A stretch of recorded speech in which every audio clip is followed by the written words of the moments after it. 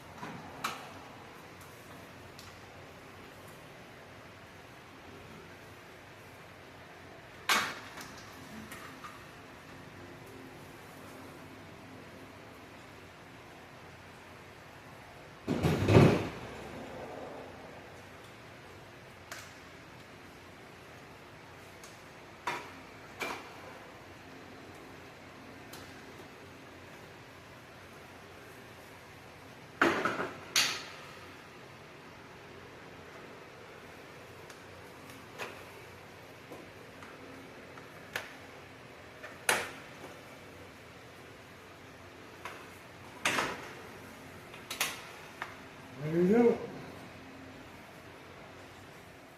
Alrighty, now